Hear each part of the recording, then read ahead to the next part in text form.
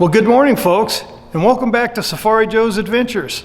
Today, I'm going to be working on my wife's garage, and I'll be installing the electrical system. Years ago, I worked as a backhoe and excavator operator for an electrical contractor in Flagstaff, Arizona. What I did was dig trenches to commercial and residential buildings. The electricians liked me a lot because I'd actually get off the machine and I'd get down in the hole and help them put their conduits in, help them build their transformer pads.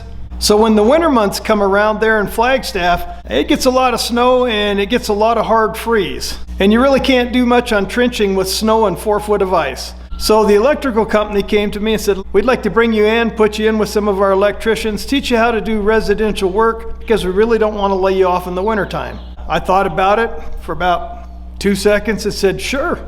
And I looked at that like it was a great opportunity. I could learn something new and just expand my skill set. And in the last 20 years or so, I've wired quite a few residential buildings. Mostly houses and garages, a few cabins, and it's all the same.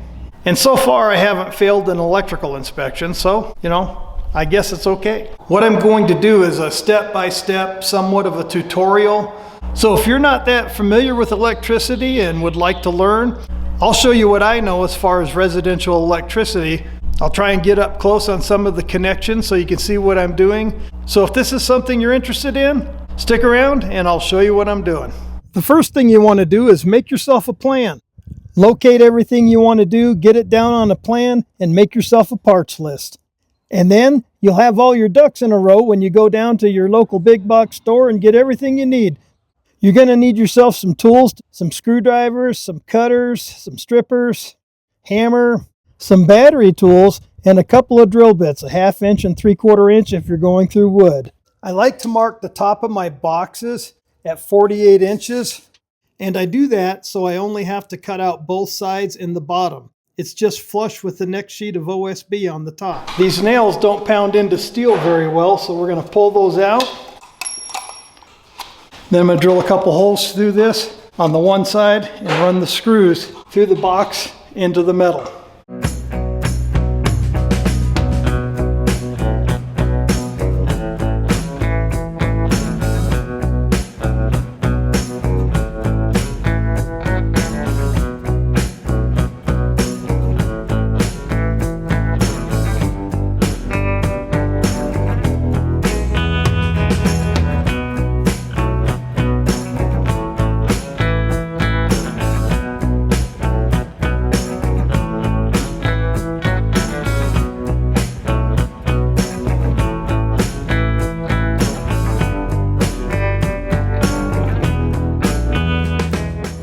This is a 100 amp outdoor rated panel, but I am putting it on the interior. I'm drilling some pilot holes through this so it's easier to screw to the metal framing. I have 3 self-drilling screws and some steel washers between the panel and the metal tubing to keep it plumb. My friend Larry came over, so I put him to work pulling some wire with me. Now this is a job I can do by myself, but I'll never turn down help.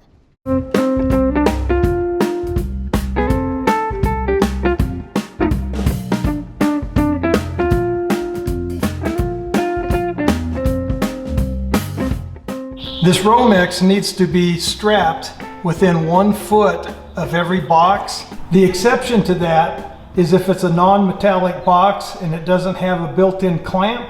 It has to be within 8 inches of the box. They have a little knockout in back that you put the wire through, but it doesn't clamp them.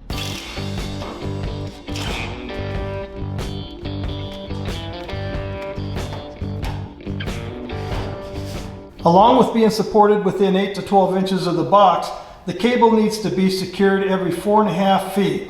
You can do this using staples, cable ties, straps, or other approved means. On this metal building, I'm putting it in the channel and I'm securing it with Gorilla duct tape.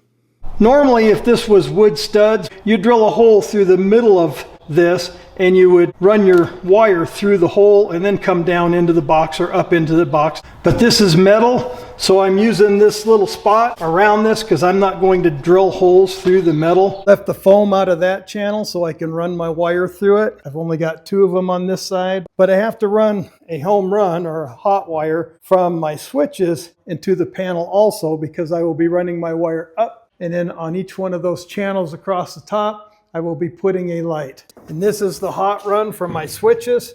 So I'll run this to the bottom. Leave yourself enough to get in there, probably 8 inches or so. There is a clamp inside these electrical boxes that hold it secure once it's pushed in. Whether it be a hole drilled in wood or you're going through a little channel, whenever you go around corners, put a little bit of a bend in your wire, kind of shove it in, it'll come right on through for you. Pull enough through so everything runs at the same level so you never have any problems running into it at a later date. You leave enough to go up and around the panel, and we're golden. Whenever you have the end of the run that's going into your panel, it's always a good idea to take a pen or a marker and write what it is on there. These 2 runs I made down either side, those are receptacles, so I'm just going to write receptacle on each one of these. You can write outlet, it doesn't matter. Call it an outlet, call it a receptacle, just so you know what it is that you're putting in there. We're going to go ahead and connect this grounding lug to this electrical panel. This is a 100 amp panel. We're only running 8 electrical outlets and some lighting. So I'm going to go ahead and connect this grounding bus to these 2 screw holes on this side of the panel. We got that one started. I think the neighbor's chicken wants to learn how to become an electrician. He's been over here watching me the whole morning. Get those good and snug. Now we have something to hook the grounds into. All wiring needs to be secure in an electrical panel. You should never be able to pull them out and disconnect them from the breakers. That's hazardous. So we're going to put in these clamps. These fit inside these knockouts. Just don't go and knock a bunch of these out. Only knock out the ones you need, because by codes, you can't have open holes in here. Mice can crawl in there, everything else. I do home inspections, so that's something I look for. So what I'm going to do is knock a couple of these out and put these in. And once you get the thing bent on the bottom, you can come in with a pair of side cutters, grab a hold of it, pull it out. Now we'll unscrew this wire clamp, put it in from the bottom. You'll see that you've got some screws on here. You run your wire through this, tighten those down, and that will keep them from coming out of the panel. You tighten them down as well as you can. Take your screwdriver, just get a little bit tighter. There you go. That's good enough. Goes without saying, but make sure you run your screws outward. That way you can tighten them down. So now we can pick one of these and run our wires up in there. Now I'm running both of my receptacle wires up through one of these. Don't need one for each wire. These will easily take 2 of them. Okay, we got this cleaned up and secure, and we've got the wires run up into the bottom of the electrical panel. All we got to do now is tighten down these clamps so the wires are secure to the panel. These screws will let you use a flat tipped or Phillips screwdriver. That one's snug. There we go. What I like to do is write whatever it is that it goes to on your wire, and then I'll strip it down to just in front of that. That way at any time in the future I can look in there and say, hey, this is what it is. You can use a razor knife. I use a razor knife quite often, but I do have this little stripping tool. They're not that expensive. It basically just clamps over your wire. You just push on it, pull it down through there, and it'll put a line on there so you can peel it. Take your wire, stick this up through it, down the other side like that. Go all the way up to where you want to strip it from. Push in, and then you just pull it. Just like that. You just peel this off, right up to the top. Cut it off. Now your wires are stripped and ready to run into the breaker, ground, and the neutral. Okay, we got all our wires stripped, so I'm going to put a couple of these breakers in. Just sets over that, line it up with the lug, and push it in. That's all there is to it. Turn it to the off position. One thing you don't want to do is cut your wiring too short. So I'm going to take this first one. I'm just going to run it over to this side, push it in, and then come back. This will give me extra wiring. The ground wire goes into this grounding lug. We've got plenty of extra wire going around there in case you have to change something later on down the road. Cut that, take your grounding wire, stick it in so it's right even or just sticking out the other side. Pull on it a little bit, we're golden. We'll go ahead and run this neutral wire, the white. You just go through here, go around this. I'm gonna run it over to this other side. Strip your wire, get it in there. This has got some plastic behind it, so you can't push it any further than to the plastic, which is fine. It helps keep it insulated from other stuff. Tighten it down. There you go. This is the other circuit I put in there. Tighten it down. You can push the wires up in here like this and tighten them in place, but what may be easier for you, you can pull your breaker, turn it upside down, put the wire in there, make sure that it's good and tight, doesn't want to pull out. Drop your screwdriver, set it in there, push it right back up in where it was. There we go, we got our 3 breakers in there. I've got a small roll of ground wire. I've knocked out the smallest knockout in the bottom, so I'm going to come up through and stick that wire right into this bus connection and tighten it down. Get it good and tight. And then we're just going to unroll this all the way to the bottom. And I'll be drilling a hole through the bottom of this, running it outside and connecting it to a couple of ground rods. I have 2 5/8 ground rods that I'll be pounding into the ground behind the shop here. Those should be about 5 feet apart. Then I'll make 2 connections, 1 to each of them with an acorn nut, and that way this panel will be grounded. Whenever you cut off these ends and pieces of your wire, don't throw them away till you're finished with the job. These will come in handy, and I'll show you that later. I am running 2 wires up to the top. These are for the lights. They will be running into this box. There'll be switches on them. We've got the hot wire coming in, and these will be the switch wires. Now you'll notice these are both 2 different colors. That's because this is 12-2 and this is 14-2. On lighting, you only need to have 15 amps. I could have run 14-2 all the way back to the panel, but I chose to run it with 12-2 up to the box. It doesn't ever hurt to go oversize on your wire. What does hurt is when you go undersize. So I'm going to run the power to the box with this, and then both my lighting runs will be the 14-2 up to the lights. This is the end of the line. So I'm going to show you how I wire an end of the line outlet. It's pretty simple. You need to leave at least a 1/4 inch of this yellow insulation inside the box. You can leave more, you just don't want to leave less. I went ahead and stripped these ends. You see this little piece of steel rod that sticks out? Put that on there and just turn the screwdriver and make a nice little U shape to go around these screws. I like to do the ground first, then I move on to the others. Now if you don't have one of these type of screwdrivers, another thing you can do, I do quite often, grab the wire with the tip of your strippers and give it a twist. It'll do the same thing. So now that the neutral's in place, we'll tighten it down. Remember to wrap the wire clockwise so it tightens against it. I just stick that in there. Oops. Do as I say, not as I do. Turn that around. Just give it a spin. You want that to be clockwise. That way as you tighten down, it doesn't come off. Once it's tight, give it a little bit of tug, nothing happening. The other thing I like to do, I like to screw these other screws back in. That way they're not sticking out. I kind of push that back up in there like that. And then you just tighten them all the way in. And also, if you have a battery drill, you can speed the process up. Just be gentle with it. That's how I put in an end of the line outlet. Pretty straightforward. Just remember, your hot or your black goes to the gold, your neutral or your white goes to the silver, you're grounded.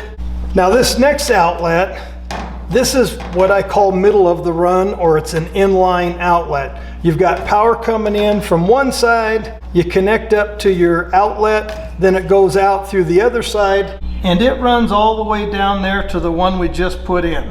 One of the ways of wiring these is to hook both your blacks to one side, both the whites on the other side, and your ground.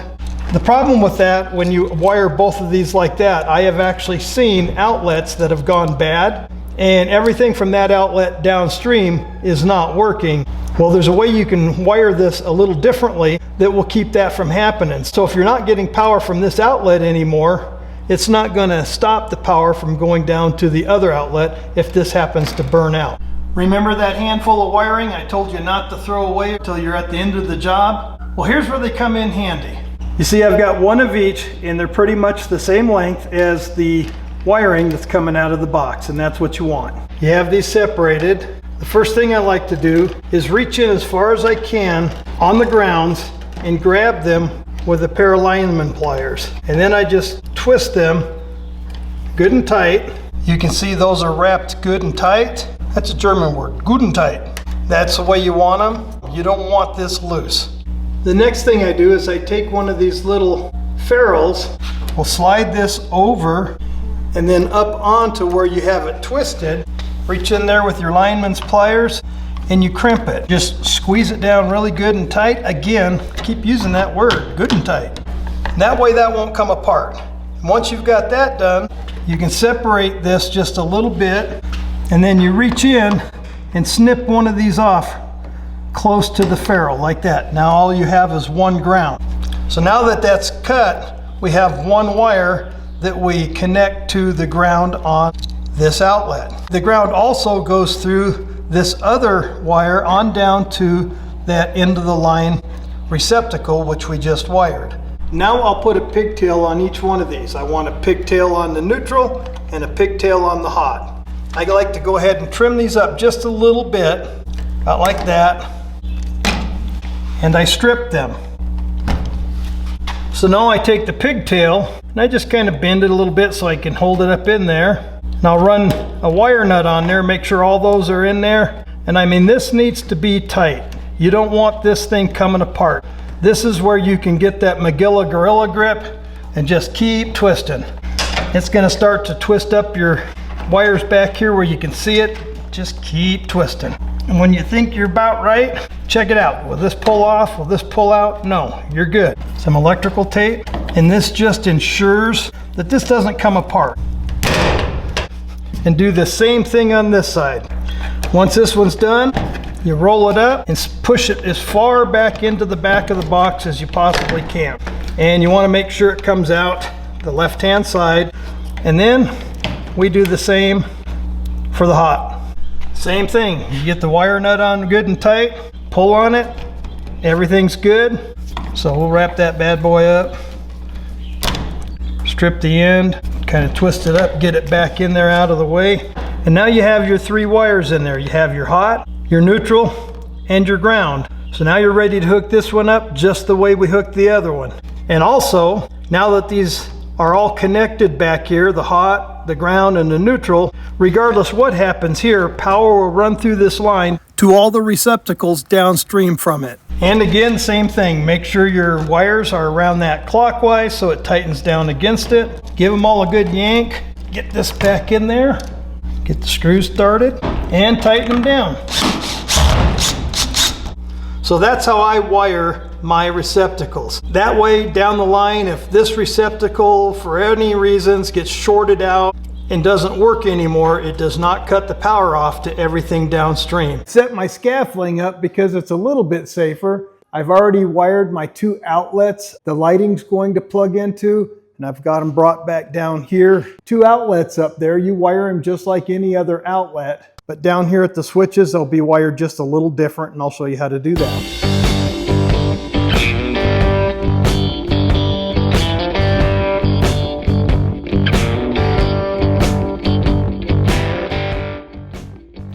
This particular set of lighting will plug into each other. I wanted to run it off of two switches, so I've got two of them plugged to one receptacle and three of them plugged to the other.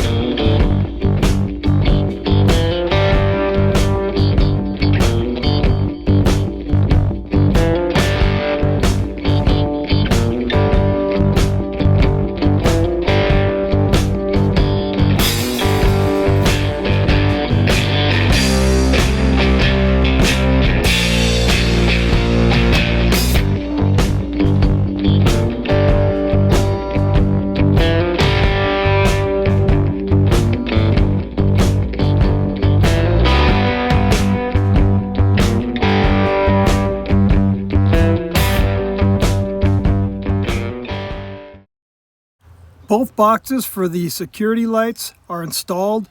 We got one by the entry door, and then we have one in between the garage doors. I missed the center of that by an inch. That's why you measure instead of just guess it in. The next thing we want to do is connect this mounting hardware. That's also where your ground hooks to. Now this mounting bracket for the light has a hole in the center, and that will go into this hole. So this has to be centered. So we'll take our first screw and we'll get it started. Our second screw, and we'll get that started.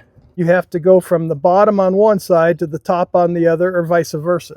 These are pretty straightforward and simple. Stick that wire in there and just push it in and twist. It goes to the bottom. That one's done. Let me just shove it back in there, just like that. Same thing, hot wire, your neutral, push it in. Same on the hot, push those in and out of the way. Now you got that connected. It's light, it's held in by 2 thumb screws. Push it in, it's locked in position. Tighten down these thumb screws. That's how you hang a light. Wiring a light switch is a little different than wiring a receptacle. If you look at this switch, you'll notice you have a black and you'll have 2 of the gold ones. This black one is where you connect the hot wire coming to this switch. Everything on this switch is going to be black wires. There's no white wires that go on this. There's no neutral. They just basically interrupt the power coming from the panel to the power going to the light. On switches, you just tie your 2 neutrals together and then push them back in the box. The ground wires, you do the same as you do in the receptacle. You can look back on that if you didn't see it. With a switch, all you're doing is interrupting the current from the switch to the light. So the only thing that will be connected to this will be the hot wires in the ground. So we'll get that in there, tighten it down, and then we just insert it back into the box. There you go.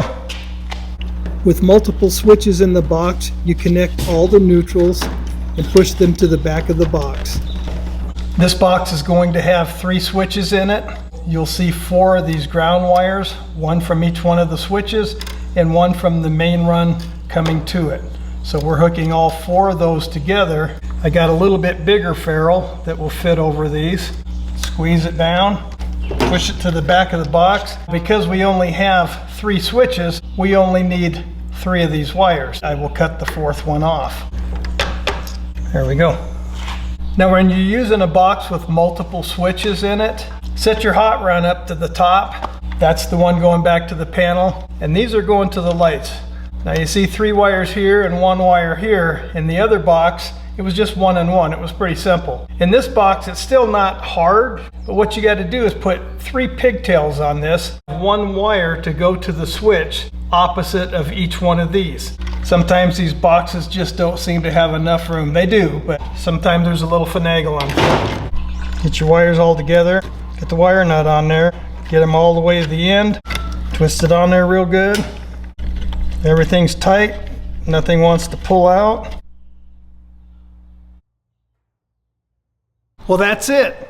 We're finished here with the electrical on the inside of this garage. Whether you do this on a garage, a cabin, a house, it's all the same. This is residential electrical. I still have to run the electrical from the meter over there, over here to the back side of the garage. I brought out a couple of heavy-duty extension cords and I temporarily wired the panel. That way I could show you that everything in here worked. I will be wiring this panel out to the meter box on the pole at a later date. I've got the breaker on for the outlets on this side. Let's check it out. Got 2 orange lights, that means it's wired correctly. Let's come over to this other wall, check this one. This is a different circuit. There you go. Let's check the interior lighting. We got the front 2, and we have the back 3. This is the front security light. That works properly. We have 2 of these motion detector security lights. There we go. Well, that's it, guys. That's a tutorial on how I put together basic residential wiring. Now I know I didn't cover everything. I didn't cover 3-way switches or using wire that has 2 hots in it so you can run your lights and your fan off a separate switch. but at least you'll get the gist on how to wire receptacles and switches. This is how I put these together. If you have any questions or comments about this, leave them in the comment section. I'd be glad to answer you. And if you found value or entertainment in this video, give it a like. Check out some of my other videos. If you like them, consider subscribing to the channel, pushing that little bell, and you'll get notifications every time I put up a video. I appreciate y'all hanging out with me today, and I hope you enjoy watching this as much as I enjoyed making it. Thanks again for watching. Make your life an adventure, and God bless.